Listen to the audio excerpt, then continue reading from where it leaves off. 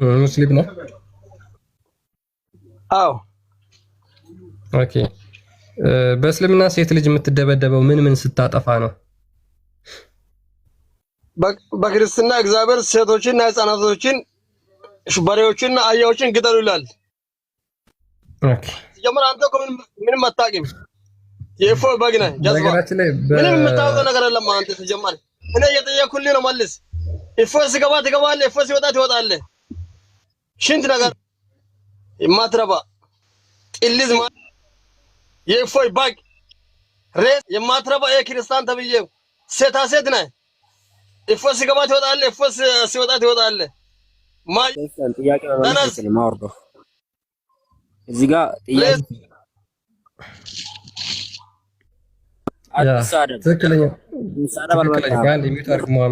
ትክክለኛው የእስልምና ጭንቅላት ይሄ ነው። በነገራችን ላይ ያ ምን አለ ሙሐመድ አይሁዶች ጥያቄ ጠይቀውት 3 ጥያቄ ጠየቁት፣ 3ቱንም አያውቀውም። ከዛ በኋላ 15 ቀን ሙሉ መልስላችኋለሁ ብሎ ከቤቱ ሳይወጣ ቀረ። ልክ እኔም እንደሱ ሆኜ ነው። እኔም እንደ ሙሐመድ ነኝ። የሙሐመድ ሱና ተከታይ ሆኜ ነው። ልክ እፎይ ሲገባ ገባለሁ፣ እፎይ ሲወጣ እወጣለሁ። እኔም የማሜ ሱና ተከታይ ነኝ፣ ልክ እንደ ነብይ ማለት ነው። እፎይ ሰላም ናችሁ? እንዴት ናችሁ? እንኳን አደረሳችሁ። እንኳን አብሮ አደረሰን። ሙስሊም አይደለም እንዴ? እንዴ አጠፋኸኝ አይደለ? ማለት ስለ እህቴ ያልነገርኩህም እንዴ? እያስቸገረችኝ ሙስሊም እህት አለችኝ ብዬ ነግሬህ በጣም እየተቸገርኩ መማር ፈልጋለሁ እየመጣሁ እየጨቀጨቀችኝ። ኦኬ ረስቼው፣ ሶሪ። አካውንት አዲስ አልሆነብኝም፣ ፕሮፋይል አዲስ አልሆነብኝም። ሙስሊም መስለኝ ነው እንደወጣ ነግረኸኛል። እንኳን ደህና መጣ ብለውሃል። እና እንዴት ነው እሷ እየተማረኝ ነው? በእናትህ አስቸገረች። በቃ እሷ እኔ እየነገርኳት ነው። እስኪ ከእናንተ እየወሰድኩ ግን በፍጹም አንዳንድ ጊዜ እግዚአብሔር ካልገለጠልህ ከባድ ነው። ያ መንፈሱም ትንሽ ከበድ ስለሚል ውጊያም አለ። መንፈስ ጸሎትም ያስፈልጋል። ከባድ ያጋንንት መንፈስ ስላለበት ተወጣ በኋላ ነው በደንብ የምታውቀው።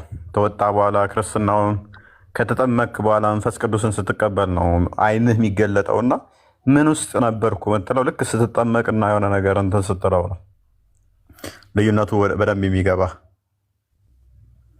እንግዲህ በሂደት እግዚአብሔር ይመልሳታል ብዬ ተስፋ አደርጋለሁ። ጸሎታችሁ አይለየኝ፣ እርዱኝ። በርታ። ያው አንተም ነፃ እንደወጣ ነፃ የምትወጣበት ይሆናል። አይ ቲንክ አንተም ከዛው አይደል የመጣው?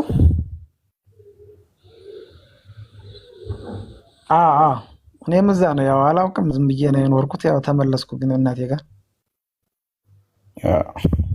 አስቀድሞ ያው ዝም ብሎ የሚጫንባችሁ ይኖራል። መስጊድ ላይ ዝም ብሎ ሰው ነው የሚያመልኩት፣ እንደዚህ ናቸው፣ ጣዖት አምላኪ ናቸው፣ እስልምናው ነው ብቻ የሚለው በልጅነታችሁ ብሬን ዋሽ አድርገው ስለሚያሳድጓችሁ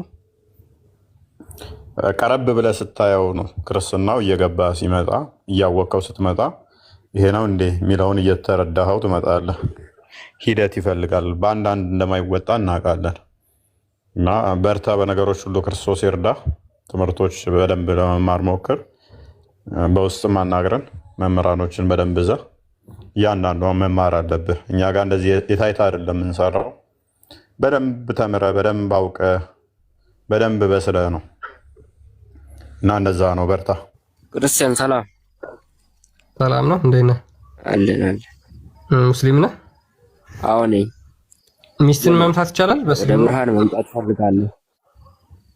ሙስሊም ነህ? አዎ ነኝ። ኦኬ። ስለ ክርስትና መማር ፈልገህ ነው ወይስ? አዎ ክርስትና መቀበል ፈልጋለሁ። ኦኬ እሺ፣ በውስጥ አውራን ወንድማችን። በቃሽ፣ መመለስ ትችላለህ እዚህ ጥያቄው ላይ ወንድማችን። ጠይቀኝ እስኪ የምትለው ከሆነ ችግር የለውም። ኦኬ፣ ሴት ልጅ እንድትደበደብ በእስልምና ለምንድን ነው የተፈቀደው? ሚስት የምትደበደብ ወይም ደግሞ ሚስቶቻችሁን ደብድቡ የሚል አምላክ ነው ብለህ ታምናለህ? እንደዛ ብሎ የሚያዝ ነብይ ነው ብለህ ታምናለህ? ለዛው አይደል እንደ ወደ ብርሃን እየመጣ ያለሁት። ኦኬ፣ ስለዚህ ያ አካል ወይም ደግሞ ያ ነብይ አይደለም። እንደዛ ብሎ የሚያዝም አምላክ ካለ አምላክ አይደለም ብለህ ታምናለህ ማለት ነው። እሺ ላንብብልህ። ወንዶች በሴቶች ላይ ቋሚ አሳዳሪዎች ናቸው። አላህ ከፊላቸውን በከፊሉ ላይ በማበላለጡና ወንዶች ከገንዘቦቻቸው ለሴቶች በመስጠታቸው ነው። መልካሞቹም ሴቶች ለባሎቻቸው ታዛዦች፣ አላህን ባስጠነቀቀው ነገር ሩቁን ጠባቂዎች ናቸው። እነዚያንም ማመጻቸውን የምትፈሩትን ምቷቸው ይላል። እነማንን? ማመጻቸውን የምትፈሯቸውን ሴቶች። በመኝታ መጀመሪያ ትለያለህ፣ መጀመሪያ ትገስጻታለህ። ባይዘ ተፍሲራቶቹ ሀርሽ በሆነ ቃል ነው የሚለው እናየዋለን። በመኝታ ትለያታለህ፣ ከዛ በኋላ ትመታታለህ። ስለዚህ አንተ ቅድም ባመጣው መስፈርት እንደዚህ ብሎ የሚያዝ አምላክ አይደለም፣ እንደዚህ ብሎ የሚናገር ነብይ አይደለም ብለህ ታምናለህ።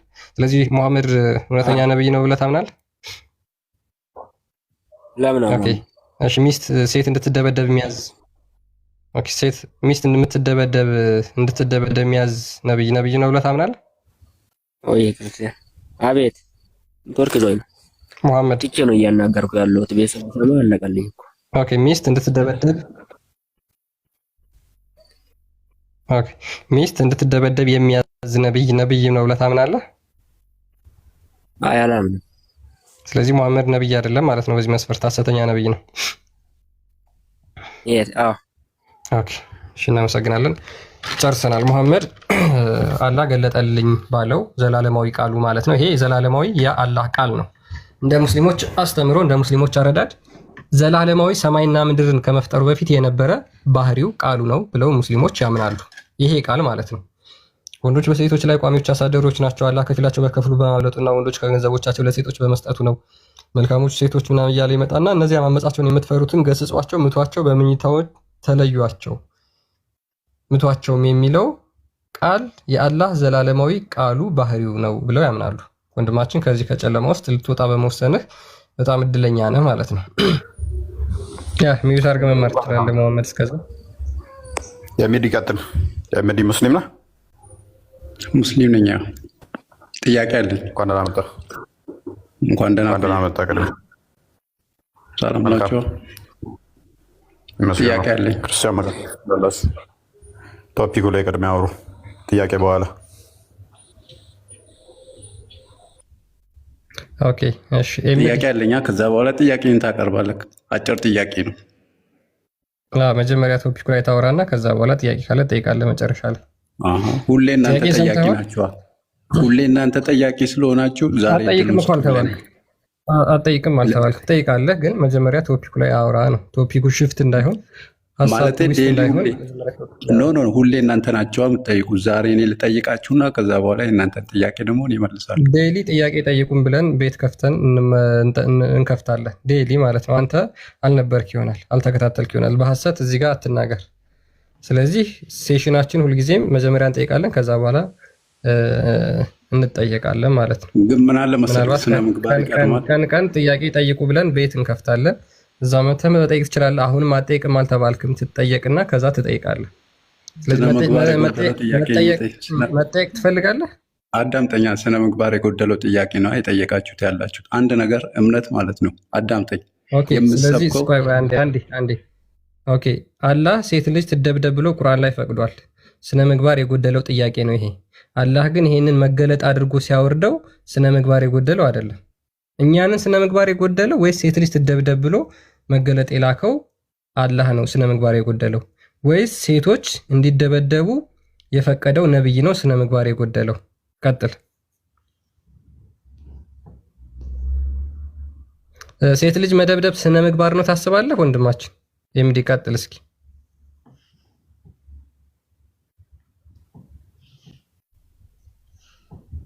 ማይክን ክፈትና ቀጥል። ትኬላለሁ። አይሰማም። ቀጥል። እሺ ኮፎይ ጋር ነው አውራ ከኔ ጋር ሐሳብ ልጠይቅህ፣ ከዛን ጥያቄ ነው መልሳለሁ። እሺ ሚዩት አድርገውና መጨረሻ ላይ ጥያቄ ካለ ጠይቃለህ። መጠየቅ ስላልፈለግ አንዳንዴ ሚዩት አድርገው። ቤታችሁ ስለሆነ ለጥያቄ አንዳንዴም በራችሁን ክፍት ማድረግ አለባችሁ። ሁል ጊዜ የኛ በር ክፍት ነው። ስለዚህ መመለስ ያቅታችሁ በጣም ሼም የሚያስይዝ ነው። በነገራችን ላይ በጣም ሼም የሚያስይዝ ነው። ስነ ምግባር የጎደለው ጥያቄ አለ። ስነ ምግባር የጎደለው ያስባለው ምንድነው? እንደዚህ ያስለቀሰው ምንድነው? ይሄ ቁርአን ላይ ያለው ወይ ብሎ ስለደነገጠ ነው። መጀመሪያ ልመልስ አስገቡኝ ሲል የነበረ ልጅ ስለነበር ማለት ነው። ስለዚህ ወደ መልሱ ብትሄድ ጥሩ ነበረ ወንድማችን። ነብይህ 15 ቀን ሙሉ አይሁዶች 3 ጥያቄ ጠይቀውት አንዱንም ጥያቄ ሳይመልስ 15 ቀን ሉክ 15 ቀን ሙሉ ከቤቱ ሳይወጣ ቀረ።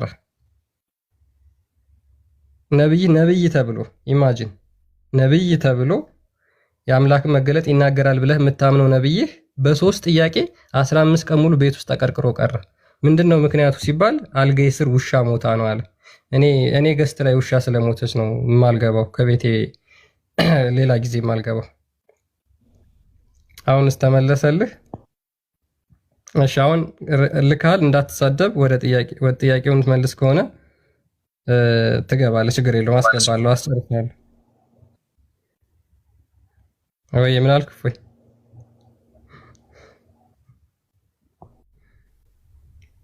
ያ ኦኬ እንትን ባሉትና አይ ቲንክ ሙሄ ከስር ይቀድማል ይመስለኛል። ሙሃ ኦኬ እሺ አቤት አንተ ነው መሐመድ ያለው ከአንተ ስር ያለው ይቀድማል። አረንጓዴ ዋንዳ መጣ። ሙሃ ይሰማል? ሙሃ ኢዲ ኔትወርክ ደካማ ነው። አንዋርም አለ ማንሳት ትችላላችሁ ከሶስታችሁ። ሙሃ አንዋር ይሰማችኋል? ኦኬ ሚዩት ነው። ሚዩት እኮ ማንሳት ትችላለህ።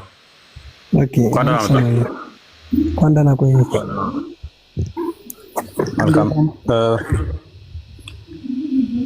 ያ ሜቢ ቶፒኩን ከተባው ሆነ አሁን ባነሳችሁት ሀሳብ አሁን ያነሳችሁትን ሀሳብ እያየሁት ነበርና ሀሳባችሁ እንዴት ሆናል? ምንድነው ችግሩ? ምንድነው አሁን ያነሳችሁት የቁርአን ጥቅስ ምንድነው ስህተቱ? ምንድነው እሱ? ተነጋግሮ መፍታት ሲቻል ባል በእስልምና ሚስቱን እንዲመታ መፍቀዱ ፈጣሪ ማለትም ቁርአን የፈጣሪ ቃል ከሆነ ይሄ ጤናማ እንዴት ሊሆን ይችላል? ተነጋግሮ መፍታት ሲቻል ባልምታ ብሎ ምርጫ መስጠቱ ስቴፑን እኮ አስቀምጧል። ታዲያ እዛው ቁርአን ላይ አታየውም? ስቴፑ ምንድነው የሚለው? መጀመሪያ ገጽቷቸው ይላል።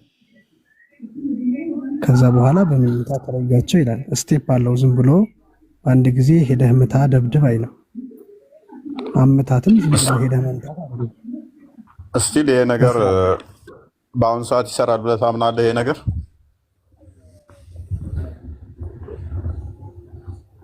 ሚስትህን አሜሪካ ላይ ብንኖር እንኳን አሜሪካ ብንኖር እንኳን ልመታት እንደው ገስጻት አለው ብትል ከአንዳንድ ተጠፍንገህ እስር ቤት እንደምገባ ታውቃለህ? ኖ ይሄ እኮ ስለ ዓለማዊ ህይወት አይደለም የምታወራኝ። አሁን አንተ እንደ ህግ ነው የምታየው ወይስ እንደ ሸሪዓ ነው? አሁን እኛ እኮ በሸሪዓ ነው የምንተዳደረው። ኦኬ አሁን የሸሪዓው ነው የተሻለው ህግ ብለህ የምታምነው? እሺ ኖርማል ይሄንኛው ህግ ነው የተሻለ ብለህ የምታምነው? ማለት አንድ ባል ሚስቱ ቢደበድብ በህግ ይጠየቃል። እንደ ሸሪዓው ግን ተሆነ ደግሞ ቢደበድባት አይጠየቅም። አንተ እንደምትለው መደብደብ አይደለም ቁርአኑ እዛ የሚያስቀምጠው እያየሁት ነበርና አንተ እንደምትለው ደብድቡ አይደለም የሚለው። ምንድን ነው የሚለው? መጀመሪያ ትገስታታለህ፣ ከዛ በኋላ በምኝታ ትለያታለህ። እምቢ ካለች ከዛ በኋላ ነው ስርዓት ባለው መንገድ ግረፍ ማለት ነው እንጂ አንተ እንደምትለው ቀጥታ መደብደብ አይደለም። ስቴፕ አለው። ስቴፕ ባይ ስቲል መግረፉ እኮ አሁንም ቫሊድ አያደርግልህም። ለወንዱ 4 ሚስቶች ተፈቅደውለት ይህንን ነፃ ምርጫ ከተሰጠው መንገዱን ከፈተለት። 4 ሚስት አለችው ባልጋ ተለይ ከተባለ ሰበብ እየፈለገ ሶስቱ ጋር እየተኛ አንደኛይቱን መበደል ይችላል። ባልጋ ተለያ ስለተባለ ሶስቱ ጋር እየተኛ እሷን እንደፈለገ ሊጫወትባት ይችላል። አንድ ምታት ስለተባለ እንደፈለገ ሊመታት ይችላል። ይችላል። የግምት ወሬ ሳይሆን ይችላል ምናምን አለው፣ ስርዓት አለው። በሸሪዓ እንዴት መቅጣት እንዳለብን ሚስትህን ሸሪዓ ያስቀምጣል እንጂ አንተ ባልከው መንገድ ለፈንከት ምናምን አይደለም። ይችላል ሳይሆን መፈንከት ብቻ ሳይሆን ማለት ስርዓት የሚባለው ነገር ምንም ስርዓት የለውም። እንደ ሸሪያው እንደ ሱናው ሸሪያው ከሱናው ነው የሚወጣው፣ ከቁርአንና ከሐዲስ ነው አይደለ? የምንተገብረው እኛ ነን፣ ሸሪዓውን የምናውቀውም እኛ ነን፣ እንዴት መቅጣት እንዳለብን ማለት ነው። አንተ አሁን ይችላል ወሬ ያወራኝ ነው። አይ ሸሪያው የሚወጣው ከሱናው ስለሆነ ከሱናው ውጭ ይወጣል ሸሪያው። ሱና ማለት ከቁርአንና ከሐዲስ ሐዲስና ከቁርአን አይደለም፣ ውጭ አይደለም አለ ሸሪያው። ከሱ በቃ እንደዛ ከሆነ ስለዚህ ሸሪያው ጋር ስንሄድ እንደውም ደወረስት ነው። ሚስትህ ወጣ ብላ ካገኘሃት እንደውም አንክተ እንድለቃት ሁሉ ሸሪያው ይፈቅድልሃል። እሱን ሸሪያውንም ማየት እንችላለን፣ ከፍተን ማየት እንችላለን። ቤዝ የሚያደርገው ሸሪያው ሐዲሱንና ቁርአኑን ከሆነ ቁርአን ላይ ምትዋት የሚል መምታትን ተፈቀደ። ሐዲሱ ላይ ደግሞ ምን ይላል ስንል አጥንታቸው የተሰበረ ቆዳቸው አረንጓዴ የሆነ የተደበደቡ የተቀጠቀጡ በሳባዎቹ ጊዜ መረጃዎች አሉ። ነቢዩም ደግሞ ያንን ፈቅዶታል።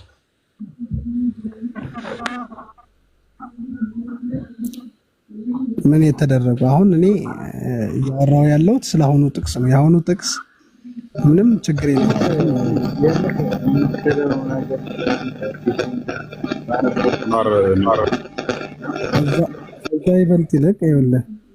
ከዛ ይበልጥ ይልቅ በእናንተ በመጽሐፍ ቅዱስ ሕፃናትን ግደሉ፣ አራዊቶችን ግደሉ ምናምን የሚል ጥቅስ አለ። ከኛ ጥቅስ ይልቅ የእናንተ ጥቅስ አይብስም?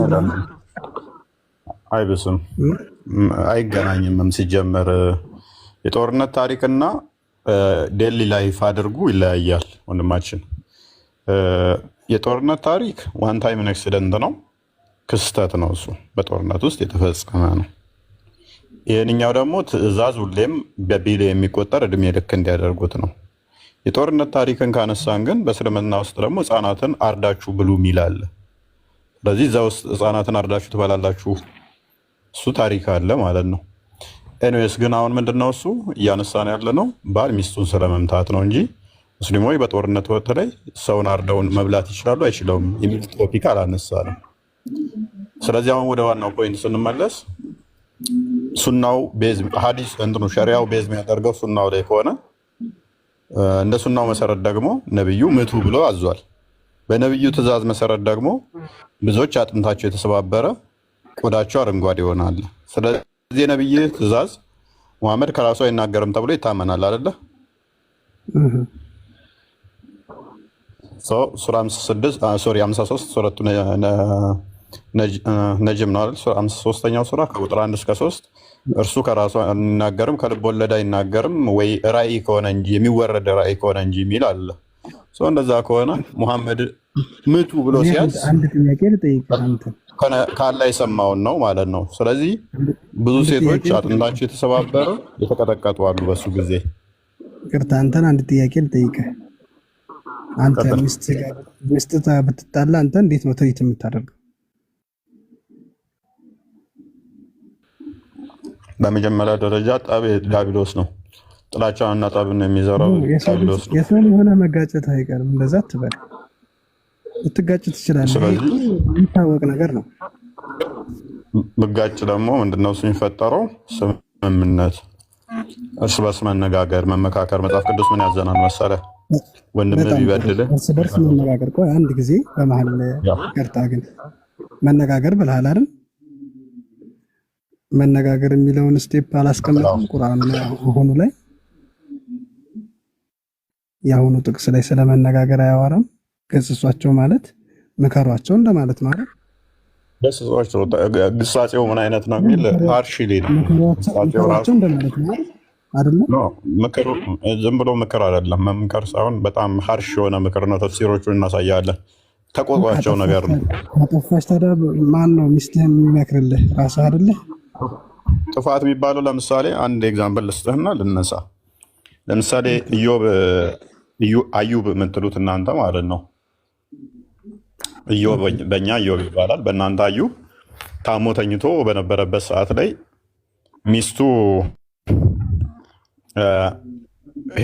ብቻ ነበር የምትንከባከበው፣ ሰው ሁሉ ከርቶት ማለት ነው እንደ እስልምናው። እና የሆነ ቀን ላይ ብዙ ዳቦ ዛለት መጣች። እቺ ሴት ልከዳኝ ትችላለች ብሎ አስቦ በሆዱ ኢዮብ የእናንተው አዩብ ማለት ነው እቀጠቅጣታለሁ ስድን አለ። ከዛ አላህ ምን አለው? ልክ ሲድን ጠበቀና ቃል ኪዳንህን እንዳታፈርስ ሚስትህን ሂድና ደብድባት አለው። ያው ምን አይነት ጤናማ ነው? ሚስቱ ምንም አልበደለችው እኮ ብዙ ዳቦ አመጣችለት። ቁርአንህና ተፍሲራቶችህ ላይ ምንም የበደለችው ነገር የለም። አሳየኝ እስኪ ጥቅሱን አውጣ። ሱራ 38 44 እና እንደከፈተው ክርስቲያን ሶሪ ራቴን እየበላው ነው። ግን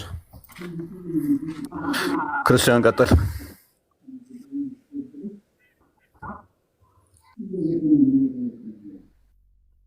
በእስልምና እመጣለሁ ብሎ ካሰበ መምታት ግዴታ አለበት። ወንዱ ወጣ ካለች እሱን ሳታስፈቅድ ውጭ ካገኛት መደብደብ አለበት ነው የሚለው ሸሪያው።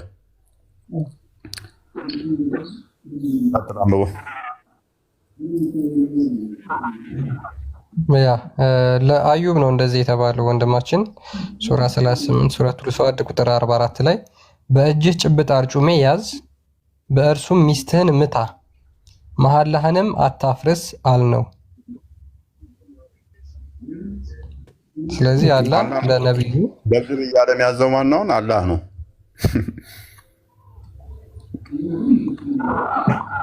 እስኪ ከመጀመሪያው ጀምሬ እንደዚህ አሁን የመጀመሪያው ሀሳብ ካለ ከላይ ባየው ደስ ይለኛል። ልክ አድርግለት። ታሪኮቹ አይገናኙም። ብዙ ስለ ኢዮብ ነው የሚተርከው። ሴጣን እንዳሳሳተው እንትን እንዳለው እንደፈተነው ምናምን እንዳሰቃየው ምናምን ዝቅ አድርገው ያ ለእነርሱም ኦኬ ዝቅ አድርገው። አሁንም ዝቅ አድርግለት ትንሽ ሜይ ቢ ከፈለገው ባሪያህን ኢዮብን አወሳ ነው። ስለ ኢዮብ እንደሚያወራ ባሪያችንን ኢዮብን አወሳላቸው። እኔ ሴጣን በጉዳትና በስቃይ ነካኝ ሲል ጌታውን በተጣራ ጊዜ በእግርህ ምታ፣ ይህ ቀዝቃዛ መታጠቢያ መጠጥም ነው ተባለ። ከፍ አድርገው። ለእርሱም ከእኛ ዘንድ ለችሮታ ባለ አእምሮችንም ለመገሰጽ ቤተሰቦቼን ከእነርሱም ጋር መሰላቸውን ሰጠ ነው። ከፍ አድርገው። በእጅህም ጭብጥ አርጩሜን ያዝ፣ በእርሱም ሚስትህን ምታ፣ መሐላህንም አታፍርሳል ነው። እኛ ታጋሽ ሆኖ አገኘ ነው። ምን ያማረ ባሪያ እርሱ በጣም መላሳ ነው። ከፍ አድርገው። ባሮቻችንን ኢብራሂምንም ይስሐቅንም ያዕቆብንም የኃይልና የማስታወል ባለቤቶች የሆኑትን አወሳናቸው። አይድ ቼኪት በቃ አሁን ይህን አየሁታ ትክክለኛ ትርጉምና ተፍሲሩን እውነት ከሆኑ ቼክ አደርገዋለሁ።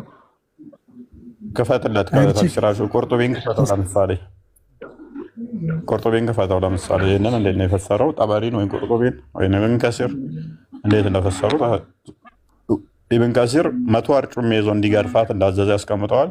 እንትናም ጃለሌንም በተመሳሳይ ቁርጡቢም እንትኖችን ያመጣል።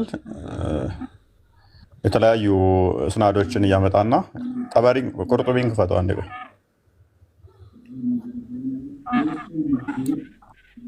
ሁሉንም እንትኖች ያስቀምጣቸዋል፣ እይታዎች ያስቀምጣቸዋል በኢንዲቴል።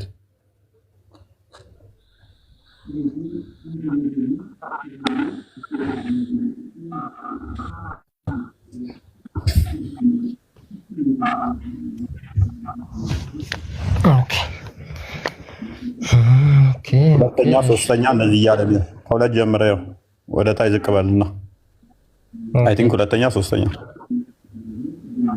ኦኬ አልትሬሽን ዲክላሬሽን ያከርስ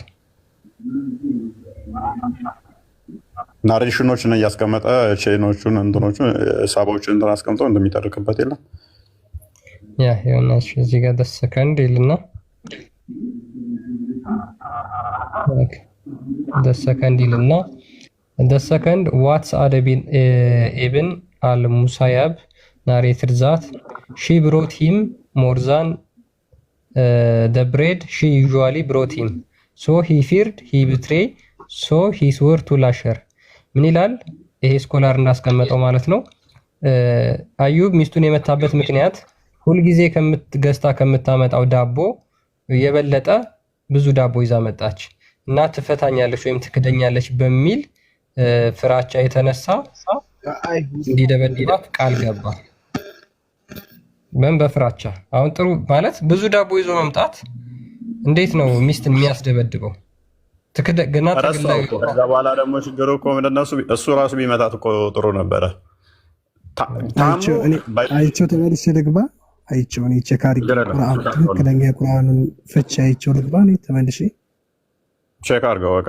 እሺ ወይኔ ደስ ስትሉ የምር ደስ ኔትወርክን አስተካክለው አንዋር ደስ እንደምንል እንድናሳይ ኔትወርክን አስተካክለው በደንብ። እናንተ ኔትወርክ ትክክል አይደለም። ኤርፎን ነቀል ወይንም ተሰካ ነቀል ይሰማል ይሰማል። አንዋር ይሰማል። ኔትወርክን አስተካክል።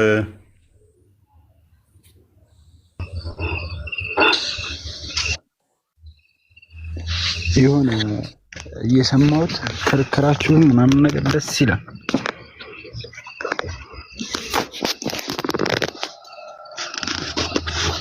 ኤርፎንን አስተካክለው አንዋር። ኔትወርክን አስተካክለው ድማሽ። ኤኒዌይስ ወደ እንትኑ ተመለስ ክርስቲያን፣ ወደ ዋናው ተመለስና አንዋር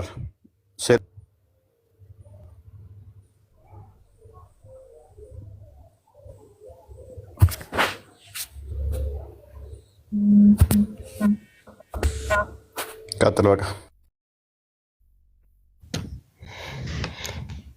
ይችን አንድ የአዩብን ታሪክ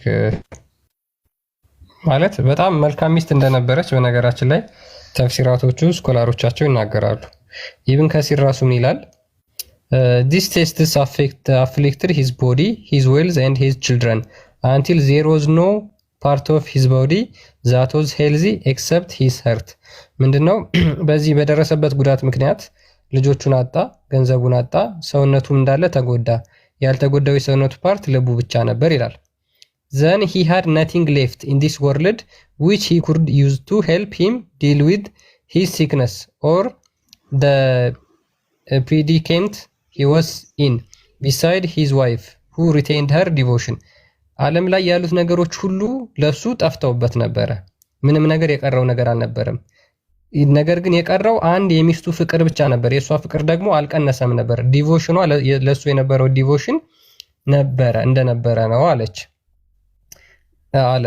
ከዛ ምን ይላል? she used to work for people as a paid servant እና አገልጋይ ሆና ተቀጥራ ለሰዎች ትሰራ ነበር። and she fed and served አዩብ for nearly 18 years ለ18 ዓመት ሙሉ ተቀጥራ እየሰራች ባሏን ስትመግብ ስታገለግለው ነበር።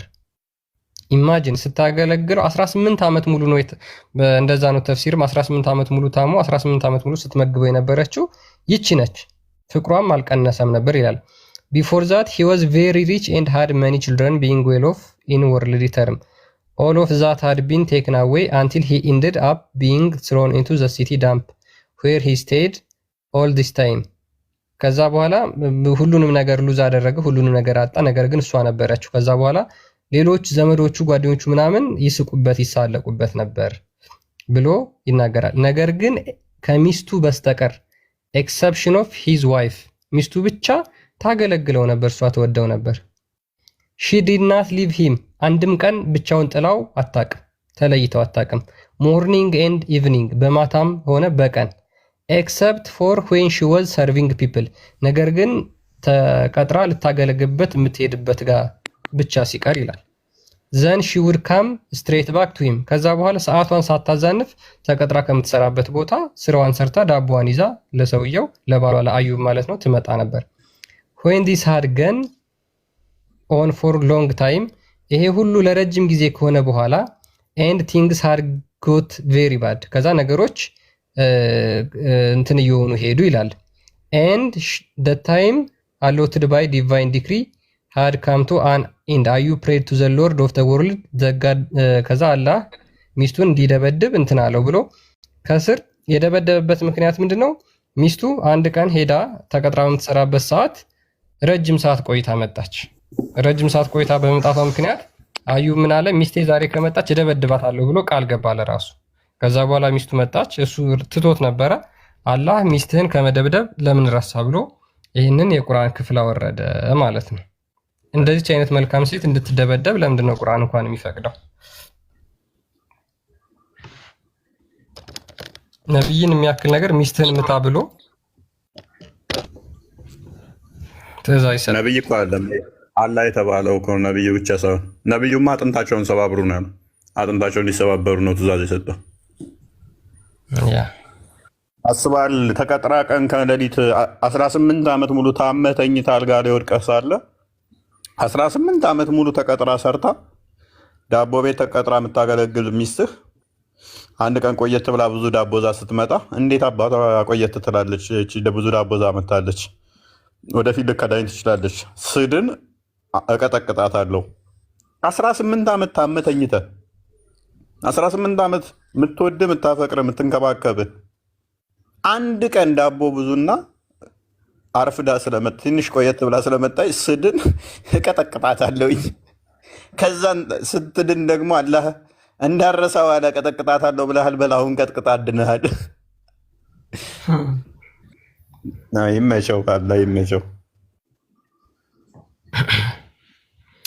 ያ ባይዞ ይሄ የሙሐመድ አይዲዮሎጂ ነው። ሙሐመድ ሴቶች ላይ በጣም ካለው ጥላቻ የተነሳ ካለው ንቀት የተነሳ መገለጥ መጣልኝ ብሎ የተናገረው ነው እንጂ እንደዚህ አይነት ታሪክ አልተፈጠረም፣ ሀፕን አላደረገም። ሙሐመድ ሲሰማቸው የነበሩ ሌጀንደሪዎችን ተረት ተረቶችንና ታሪኮችን በዚህ መልኩ ይናገራል። እንግዲህ በጣም የሚከፋው ደግሞ ወደ ማን ነው? ወደ ሙሐመድ ሲመጣ ነው። ወደ ሙሐመድና ወደ አስተምሮት ሲመጣ እጅግ በጣም የከፋ ያደርገዋል። እሺ ኤ ነው የሚለው አካውንት ኤ ልብ ቅርጽ ይሰማል? ክፍት ነው ማይክ?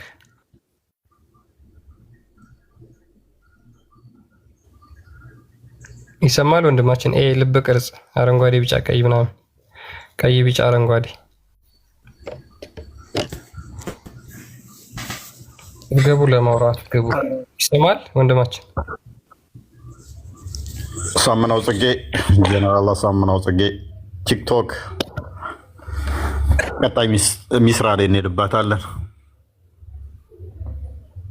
ሚስራ መገረፍ አለባት። ዱላ ፈርታ ነው ሚስራ ከእስልምና የወጣችው።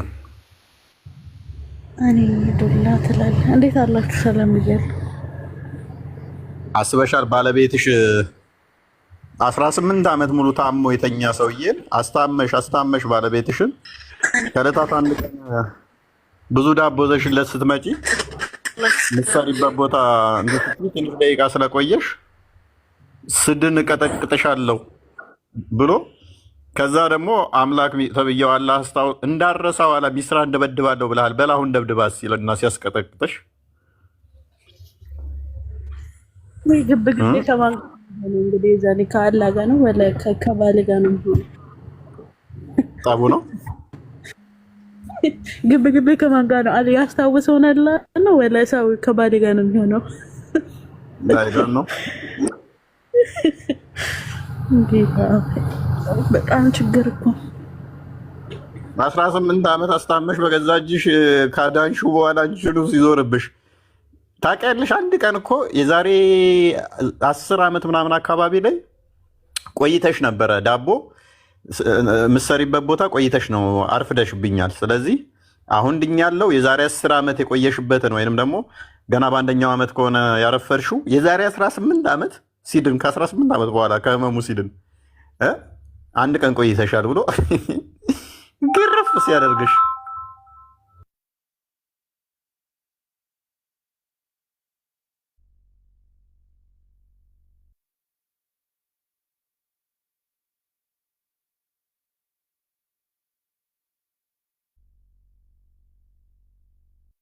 ጋይስ እኔ እኮ የምር ማለት ነው እንዴ ከአንድ ጥልዣ አልተርፍም። እንዶ ፎይ ሳይመጣ ልንገራችሁ ግድል ነው የሚያደርገኝ። ክርስቲያን የሚል መሰለኝ እና ትንሽ ገራሚ ነው አይደለ?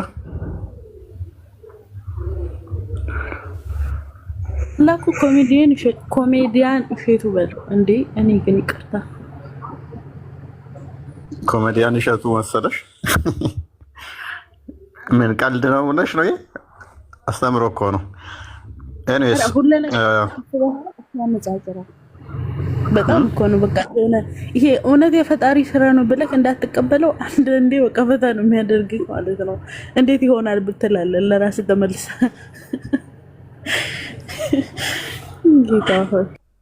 እንዳረሳ ዋላ እንዳረሳ ቀጥቅጣት